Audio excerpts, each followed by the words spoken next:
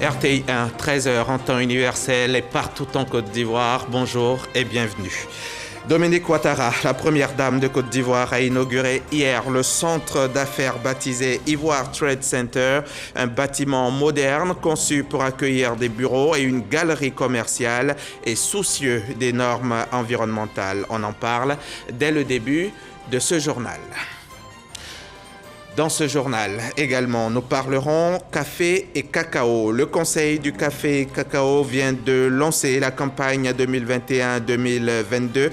700 francs CFA pour le kilo de café et 825 francs CFA pour le kilogramme de cacao. Vous entendrez le directeur général du Conseil du café et cacao. Il s'exprime au micro de Noël Niagno. J'ai été choqué, ces propos sont inacceptables. Ces mots sont d'Emmanuel Macron, le président français a qualifié de honte les accusations d'abandon du Mali par la France portées par le Premier ministre de transition Choguel Kokala Maïga à la tribune de l'ONU. On démarre ce journal avec cette inauguration de l'Ivoire Trade Center par la première dame Dominique Ouattara. L'Ivoire Trade Center, c'est ce centre d'affaires imposant qui est situé dans la commune chic de Cocody. Vous allez le voir, l'infrastructure est ultra moderne. L'on y trouve des bureaux et une galerie commerciale. Sa réalisation aura coûté 31 milliards de francs CFA. Mahama Traoré était à l'ouverture officielle. Son reportage. Ivoire Trade Center, c'est l'édifice inauguré ce jeudi par la première dame Dominique Ouattara. Jusqu'en 2019, c'était encore un bâtiment inachevé, considéré comme la fausse note du paysage chic et moderne de la commune de Cocody, surtout qu'il est situé en plein cœur de cette cité résidentielle, à proximité du Sofitel Hôtel Ivoire. Les travaux de rénovation entrepris par le groupe PFO Africa ont transformé le chantier en un centre d'affaires de dernière génération, venu renforcer l'attractivité de Cocody. Être dans un espace comme ça, vous conviendrez avec moi que ça fait plaisir de travailler et le rendement sera, je pense, doublé. Et tout ça se passe dans la commune d'excellence, la commune où il fait bon vivre, la commune de Cocody. Ivoire Trade Center, c'est 13 000 mètres carrés de bureaux repartis sur les 4 tours cubiques qui composent l'édifice. C'est aussi une galerie commerciale de 4 000 mètres carrés composée de boutiques, de restaurants et d'espaces de détente. Dans ce lieu de vie, la préservation de l'environnement n'a pas échappé aux architectes. L'Ivoire Trade Center a été conçu pour limiter son empreinte carbone, ce qui a aussi pour conséquence la réduction des coûts de fonctionnement pour ses locataires. Cette vision lui a valu d'être le premier centre d'affaires ouest-africain à obtenir la certification Edge Building délivrée par la Banque mondiale. Aujourd'hui, l'ITC, avec un taux de commercialisation de 90%, accueille plusieurs entreprises locales et internationales, leaders sur leur marché, et 13 boutiques permanentes avec de magnifiques enseignes de proximité et une nouvelle génération de marques dynamiques. Pour réaliser cet ouvrage, PFO Africa a dû mobiliser un investissement de 31 milliards de francs CFA. Madame la Première Dame, l'Ivoire Trade Center s'inscrit pleinement dans la grande ambition nationale d'émergence, portée par le leadership et la vision du président de la République, son Excellence M. Alassane Ouattara. Depuis 2011, la Côte d'Ivoire a renoué avec une croissance forte. Nous sommes à nouveau le poumon économique de notre région. Nous avons affirmé notre place de hub continental. Abidjan est une ville attractive, cosmopolite, une porte ouverte à la fois sur l'Afrique et vers le monde. C'est animé de plein d'optimisme pour le climat des affaires que la marraine de cette cérémonie d'inauguration, la première dame Dominique Ouattara, a traduit toute sa fierté au groupe PFO Africa pour la qualité de l'édifice.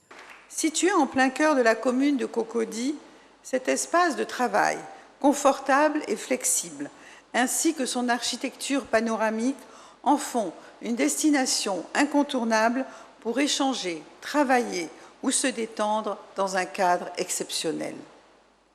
Les entreprises locales et internationales qui sont installées profitent d'un environnement de haute qualité pour leurs salariés et leurs visiteurs. Il nous tardait d'avoir un centre de cette envergure dans notre belle cité de Cocody, avec des commerces et des restaurants qui seront utiles aux populations des environs. Aujourd'hui, c'est chose faite pour la plus grande satisfaction de toute la population abidjanaise. Par ailleurs, je suis heureuse de constater que la préservation de l'environnement a été prise en compte dans la construction de l'Ivoire Trade Center, conçu pour limiter son empreinte carbone. Félicitations, Clyde. J'encourage les opérateurs économiques ainsi que le public à se l'approprier. Durant sa construction, Ivoire Trade Center a généré 1200 emplois. Un reportage signé Mahama Traoré. Le vrai mérite désire d'être honoré comme il s'honore lui-même. La BNI vient de remporter le prix d'excellence de la gouvernance, prix d'excellence de la performance des entreprises publiques et super prix. Et cela devant 54 autres entreprises publiques, toutes en compétition pour cette troisième édition du concours initié par le ministère du Budget et du portefeuille de l'État. La Banque nationale d'investissement, grande lauréate donc cette année. On voit cela avec Jean-Luc Bangbo. Prix de la performance économique et financière, prix d'excellence de la gouvernance, super prix. La Banque nationale d'investissement, BNI, est le grand gagnant de la troisième édition du prix d'excellence de la gouvernance et de la performance des entreprises publiques. L'établissement bancaire a fait bondir son produit net de 47%, passant de 35,3 milliards de francs CFA à 51,9 milliards de francs CFA en 2020. Un résultat obtenu dans un environnement difficile marqué par la pandémie de Covid-19. De quoi réveiller la fierté de son premier responsable. C'est vraiment un motif de satisfaction. Vous savez, une récompense qui vient couronner un travail bien fait est toujours un motif de satisfaction pour le personnel, mais également pour nos clients qui nous font confiance. Si cette compétition vise à sacrer les entreprises performantes sur le plan économique et financier, elle est également destinée à encourager celles qui mènent des efforts en vue de maintenir le patrimoine de l'État. La Sikoji a traversé des périodes relativement difficiles. Elle a été restructurée. Cette année, on nous décerne encore un prix d'accompagnement. C'est une invitation à aller davantage, à faire davantage d'efforts pour que l'année prochaine, on puisse gagner le super prix. 55 entreprises publiques étaient en course lors de la troisième édition de ce prix qui vise l'amélioration de la gestion des dites entreprises. Je vous encourage à poursuivre les efforts déployés jusqu'ici afin de faire de nos entreprises publiques des modèles en matière de gouvernance et de performance. Je vous félicite pour l'amélioration que vous avez su imprimer aux performances économiques et financières enregistrées au cours de ces dernières années par vos entreprises. Les autres gagnants de la soirée sont Versus Bank, qui a reçu le prix de l'efficacité du conseil d'administration, catégorie dans laquelle s'est illustré également l'ONEP, l'Office national de l'eau potable. Le Bénet et la LONASI ont obtenu respectivement les deuxième et troisième prix de la performance économique et financière. Le ministre Moussa Sanogo, lui, a reçu le prix spécial du leadership pour ses politiques en faveur de la promotion des entreprises publiques. La foire internationale intra-africaine de Durban, c'est pour bientôt. Ce sera du 15 au 21 novembre prochain, là-bas en Afrique du Sud. Les promoteurs de l'événement sont en ce moment à Abidjan. Ils ont récemment instruit les hommes d'affaires ivoiriens sur les enjeux de cette foire qui, à tout point de vue, est une opportunité à saisir. Noël Niagno a assisté à la rencontre pour nous.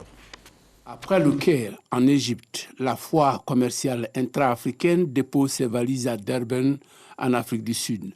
C'est du 15 au 21 novembre. D'ici à là, informer et sensibiliser le milieu des affaires ivoirien prend tout son sens. Toutes choses qui vont booster le commerce intra-africain handicapé par le déficit d'information. Les commerçants et les entreprises ne savent pas ce que chaque pays africain produit, ce dont chaque pays a besoin et les opportunités de commerce et d'investissement qui existent dans chaque pays. Par conséquent, la foire commerciale est l'un des moyens pratiques de combler cette asymétrie des informations commerciales et de marché. La foire commerciale intra-africaine devient un catalyseur de la construction de la ZLCAF, zone de libre-échange continentale africaine.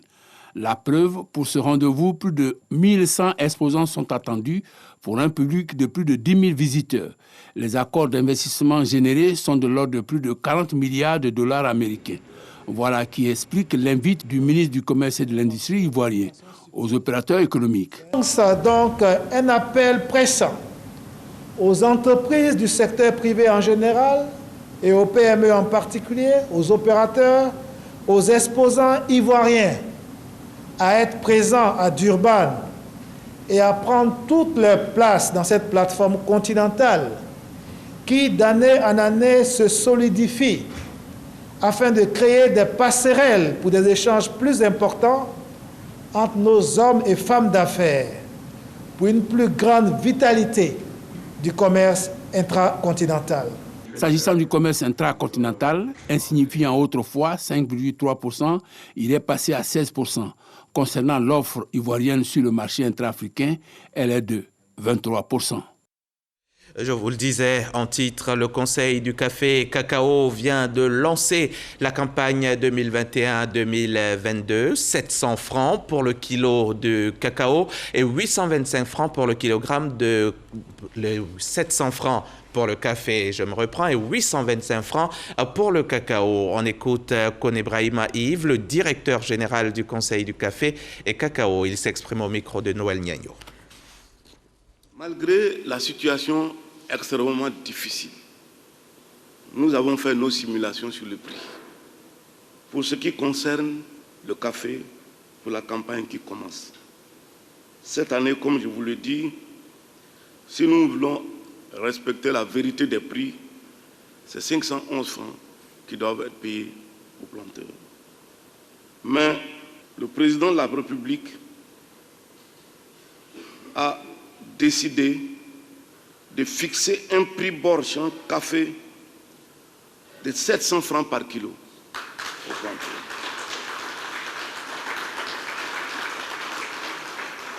Ceci représente 72% du prix du marché. Si nous prenons le cas du cacao, si nous devions appliquer la règle de 60% du prix du marché, c'est 679 francs le kilo que doit être payé aux planteurs. Ça fait 60% du prix du marché. Le président de la République a décidé que c'est 825 francs par kilo qu'on doit donner aux planteurs. C'est donc clair, le kilogramme Bourg-Champ café est donc 700 francs et 825 francs pour le kilogramme de cacao. Il y a aussi cet atelier international qui se tient à Abidjan, un atelier qui vise à améliorer les capacités locales des chaînes de valeur de riz qui soient à la fois compétitives et inclusives. La rencontre se tient sous le thème « Approche des systèmes alimentaires durables et élaboration de politiques risicole », une initiative de la FAO, l'Organisation des Nations Unies pour l'alimentation et l'agriculture. Les précisions de Marie-Ange Kouakou et Jean-Luc Bangbo. Produire du riz de qualité et en quantité, c'est le rêve des riziculteurs ivoiriens. Mais ceux-ci sont confrontés à de nombreux problèmes tels que l'infertilité des parcelles et le manque de machines. L'État fait beaucoup, mais ça ne suffit pas. Réhabilitation des barrages et des périmètres rizicoles existants, création des centres de mécanisation en partenariat avec les petites et moyennes entreprises agricoles et la professionnalisation des chaînes de valeur de la filière riz, ce sont entre autres les actions élaborées pour la facilitation de la production dans le pays. C'est un projet de champ d'espérance, de renforcement de capacité. Pour aller à l'autosuffisance, il faut rénover, former les acteurs. La majorité de la production que nous importons vient des pays d'Asie. Et donc il est important qu'on puisse bénéficier de l'expérience de ces pays-là en matière de développement de politique et de facteurs clés pour l'atteinte de l'objectif. En Côte d'Ivoire, le riz est devenu l'aliment principal de la population avec une consommation estimée à 1 300 000 tonnes de riz blanchi par an, soit 58 kg par an et par habitant. Une situation qui entraîne une importation de grandes quantités de riz pour couvrir les besoins, occasionnant une sortie de devises de plus de 300 milliards de francs CFA chaque année. Dans une intervention par visioconférence, le ministre des Eaux et Forêts, qui représentait son collègue de l'agriculture à cet atelier, insiste sur la nécessité de réussir ce projet en Côte d'Ivoire. Il importe de mettre en place une stratégie vigoureuse pour booster notre production de riz. La Côte d'Ivoire a initié en 2012 une stratégie nationale qui s'appuie fortement sur le secteur privé et dont la mise en œuvre a été confiée à l'Agence nationale pour le développement de la riziculture. Ce projet mondial qui a démarré en 2020 en Côte d'Ivoire vise à améliorer les capacités locales des producteurs de 4 pays, à savoir la Tanzanie, la Corée du Sud, les Philippines et la Côte d'Ivoire. Dans le cadre de la mise en œuvre du PENIA 2, le programme national d'investissement agricole de 2e génération et du plan stratégique de développement 2019-2024, on se souvient que l'ANADER a créé des agropoles. L'ANADER, c'est l'Agence nationale d'appui au développement rural. Ces agropoles avaient donc été mis en place pour exécuter des projets en faveur des communautés. Qu'en est-il à ce jour? Ces agropoles impactent-ils effectivement les populations? Léon Brou-Kwame, notre reporter, a posé ces questions hier au conseil d'administration de l'agence. C'était à Bouaké lors d'une visite de terrain. Le conseil d'administration de l'ANADER au marché de Gros de Bouaké. Tous les compartiments de l'unité semi-industrielle de transformation de manioc passés au peigne fin, mais avant, échange avec les femmes du vivrier pour comprendre l'impact de l'encadrement de l'ANADER sur les activités de leur coopérative. 5 tonnes d'attiéké produites par jour pour un chiffre d'affaires mensuel d'au moins 5 millions de francs CFA. Nous vivons de ça. En tout cas, on est autonome. C'est grâce à l'ANADER. Ils viennent, ils forment le personnel. Ça fait que chacun sait ce qu'il fait sur le terrain. Ces femmes sont parties de rien. Et aujourd'hui, elles sont en train d'être autonomes. Nous allons les encourager vers la motorisation totale, l'automatisation totale de cette production de manière avec la structure IDT. À Béoukro, commune de Djebonois, rencontre avec la coopérative Nswanzwambe, puis cap sur les parcelles de production maraîchère. Au total, 10 hectares, détenus par 30 coopérateurs, chacun avec des employés agricoles, pouvant récolter par exemple jusqu'à 7 tonnes de tomates à l'hectare. La terre, ça ne trahit pas. Il suffit de savoir l'utiliser, tu gagnes pour toi. Au moins 1 hectare comme ça, je peux m'en sortir avec une somme de 6 à 7 millions. Face donc à ces succès, le conseil d'administration peut se satisfaire de l'appui de l'ANADER au projet communautaire du PENIA 2 et du plan stratégique de développement 2019-2024. Ce qu'ils ont fait, c'est extraordinaire. Et nous sommes très sensibilisés dans le conseil d'administration. Je ne manquerai pas de souligner ça à mes autres administrateurs pour que vraiment on mette les moyens qu'il faut pour que cette équipe qui est là au centre puisse être là un phare pour le reste de l'agriculture en Côte d'Ivoire. Ces difficultés qu'il s'engage à adresser, le conseil d'administration en a pris la mesure à travers le bilan des programmes et projets que lui a présenté la direction régionale centre de l'ANADER. Elle porte autant sur l'équipement de l'entité que sur le renforcement des capacités des agents. Ce vendredi 1er octobre, pensée pieuse à tous nos seniors, ces doyens, toutes ces personnes du 3e âge. Cette journée est la leur, la journée internationale des personnes âgées. Œuvrons donc pour plus de solidarité en leur faveur. C'est d'ailleurs cela le thème retenu pour cette édition 2021. On va écouter le message du gouvernement. Adama Kamara l'a lu au micro de Grace Kando. La journée dédiée aux personnes âgées est une opportunité pour réaffirmer l'engagement et la détermination du gouvernement à protéger et à promouvoir leurs droits. Cette année, le thème retenu pour la 31e édition est « Œuvrons pour plus de solidarité en faveur des personnes âgées ». Nous avons tous un rôle important pour protéger nos aînés, nos pères et nos mères. Ce thème constitue donc une invite aux populations ainsi qu'aux partenaires techniques et financiers à accroître notamment les programmes d'amélioration des conditions de vie des personnes âgées et visant à leur apporter une réponse aux risques de violence, d'abus, d'exploitation, de discrimination, de maltraitance et d'exclusion. Dans cette optique, le gouvernement, sous la conduite du Premier ministre, son Excellence M. Patrick Achi, s'est engagé à travers le nouveau plan national de développement, PND 2021-2025, à ne laisser personne de côté et à faciliter l'accès des populations, notamment les groupes les plus vulnérables, dont les personnes âgées, aux instruments de protection sociale garantissant leur utilisation des services sociaux de base. Dans le cadre de la protection des personnes âgées, le gouvernement entend poursuivre les programmes mis en place. À ce titre, Le ministère de l'Emploi et de la Protection sociale entend multiplier ses efforts en vue de la mise en place d'une politique nationale en faveur des personnes âgées, la généralisation effective de la couverture maladie universelle, le lancement du régime social des travailleurs indépendants RSTI et du régime de retraite complémentaire par capitalisation des fonctionnaires et agents de l'État, la construction, la réhabilitation et l'équipement de centres sociaux pour se rapprocher davantage des couches vulnérables. À cela s'ajoute la mise en place d'un compendium des seniors dont le lancement a eu lieu le 21 juillet dernier pour rendre visibles les compétences des seniors vivant en Côte d'Ivoire et ceux de la diaspora afin de rehausser leur participation à la vie socio-économique. Et depuis quelques années, il existe un salon dédié à la célébration des personnes du troisième âge, c'est le Koro Days. Cette année, il se tiendra en novembre prochain à la Bourse du Travail à Treichville.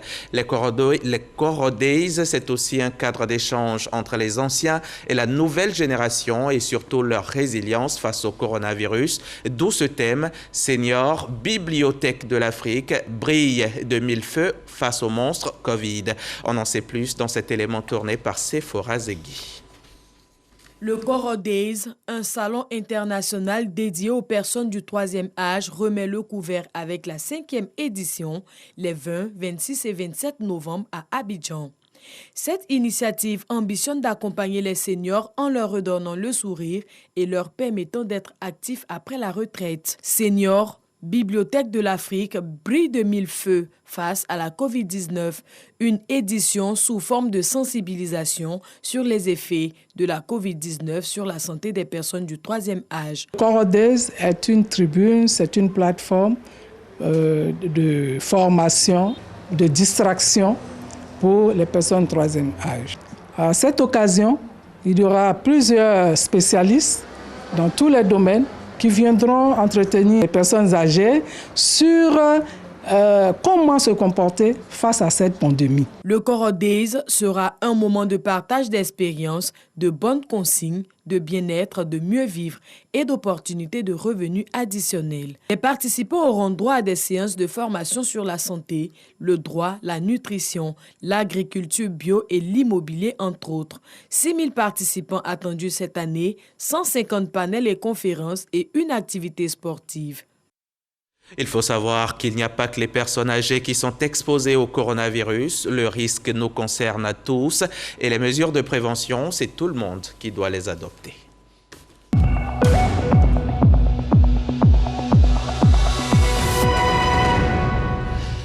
Ceux d'entre nous qui n'ont pas encore pris conscience de la situation sont invités à se réveiller. La pandémie de Covid-19 est bien vrai une réalité qui continue d'affecter le monde. En Côte d'Ivoire, hier seulement, le virus a touché 115 personnes et en a tué 3. La Côte d'Ivoire enregistre à ce jour 60 253 malades de Covid depuis mars 2020 pour 624 morts. Le monstre ne plaisante pas avec l'humanité, ne jouons pas non plus avec lui. Il faut l'exterminer coûte que coûte et le vaccin y sera pour beaucoup dans cette lutte. Venons-en maintenant à cette rencontre entre la Caisse nationale d'assurance maladie et les professionnels des médias. Une réunion qui a porté, vous vous en doutez, sur la couverture maladie universelle. Comment avoir accès aux prestations de la CMU?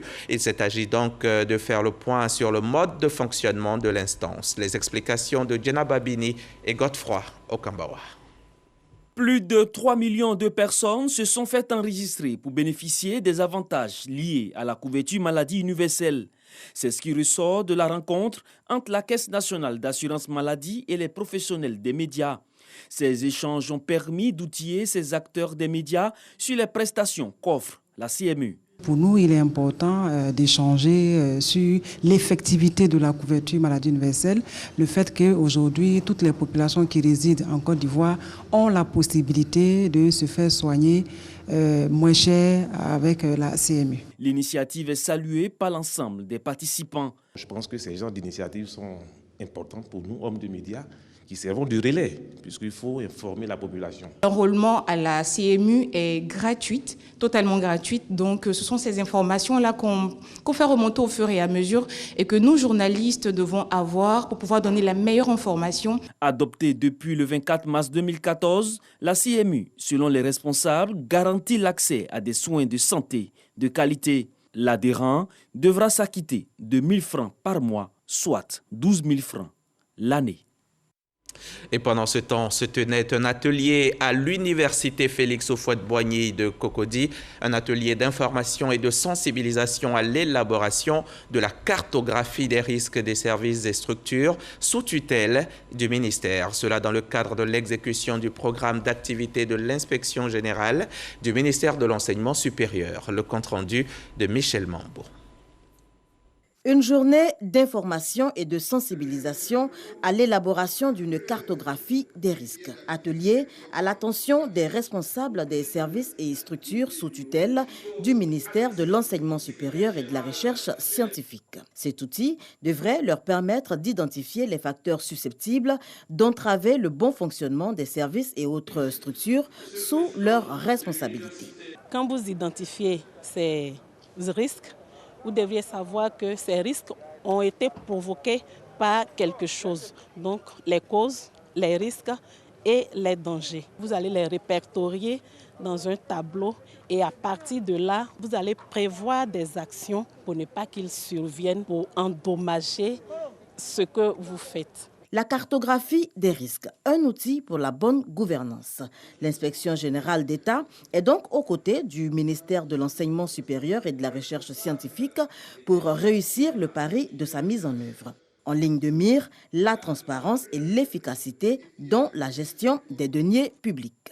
L'intérêt, c'est la modernisation de l'administration, c'est aussi l'introduction et la promotion de l'audit et du contrôle interne dans l'administration pour permettre que l'audit se fasse de manière efficace. L'inspection générale d'État fait la promotion de l'élaboration de la cartographie des risques. Et nous encadrons les ministères à cet effet. Tous les ministères techniques sont amenés à fournir un rapport annuel de performance sur la gestion des deniers publics qu'on leur confie. Et c'est pour ça que Monsieur le ministre a demandé à toutes ces structures sous tutelle de pouvoir établir une cartographie des risques à l'effet justement de les appréhender de sorte que ça n'empêche pas l'atteinte de ces objectifs et que cela se ressente sur le rapport annuel de performance du ministère.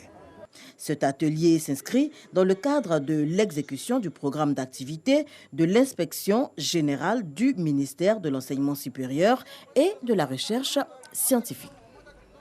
Un reportage signé Michel Mambo. De l'enseignement supérieur à l'éducation nationale. Dans ce domaine, notre système est fort apprécié de l'extérieur. Une mission du ministère de l'Éducation du Sénégal est donc venue s'inspirer du modèle lycée scientifique et d'établissement d'excellence en Côte d'Ivoire. Nous prendrons la direction de Yamoussoukro, notre chère capitale qui abrite la prestigieuse école. Ce sera avec Kader Sorodogo dans nos prochains journaux.